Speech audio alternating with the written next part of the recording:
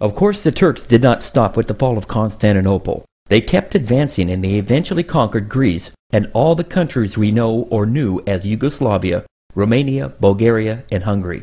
In fact, by the year 1683, Turkish artillery was bombarding the city of Vienna, Austria, and at that point God stopped it and put an end to it. We'll see more of this as we open up the vials. But first, let us continue with Revelation chapter 9.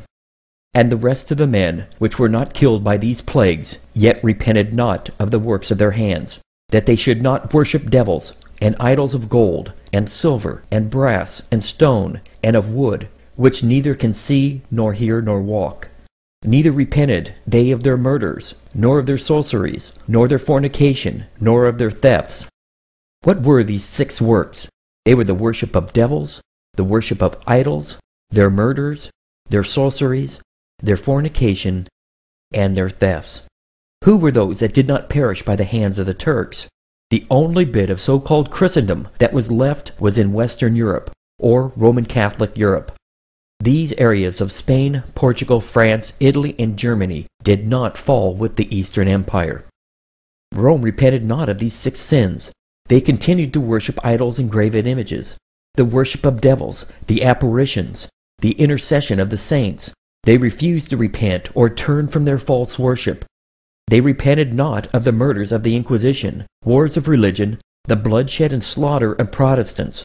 They refused to turn from their fornication, doctrines of mandatory celibacy, confessional boxes, and all the sins that spring from this conventual and monastic system. Theft, pickpocket purgatory, indulgences. As soon as the money rattles in the box, a soul is released from a fictional purgatory. The Roman Catholic Church refused to repent or turn from their wickedness. But even when there are bad things happening, God is always doing something good. We might not see it, but God is always watching and working for His purpose. We see something to us that looks as the most terrible, disastrous thing that could possibly happen, and yet God has a purpose for it. What was God's purpose in all this? When the city of Constantinople fell, there were a whole lot of clever men, scholars, men of learning, educated men, and they fled the city. But they didn't worry about clothing and personal earthly possessions. But they did take the ancient Greek and Hebrew scrolls. The ancient scrolls on which the scriptures had been written centuries ago were saved. Remember, Rome had banned scriptures. They outlawed it, and no one was allowed to have a Bible in their own tongue. Understand something very important. These learned men would never have left Constantinople if the Muslims had not captured the city. Because the victors were Muslim, these men knew they had to flee west.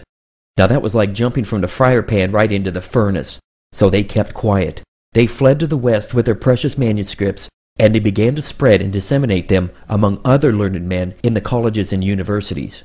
And there began a movement in Europe called the Renaissance, which means the rebirth of learning. The inventing of the printing press sped things along, and the ground was cultivated to receive the good seed, and the foundation of the Reformation was laid. If Constantinople had not been a part of God's plan, the Reformation would not have taken place when it did. This is why we say Revelation is a continuous book, because after chapter 9 and the sounding of the 6th trumpet, we move into chapter 10 and the Great Reformation. But that's for another study. So let's jump ahead to Revelation chapter 11 and verse 14. The second woe is past, and behold, the third woe cometh quickly.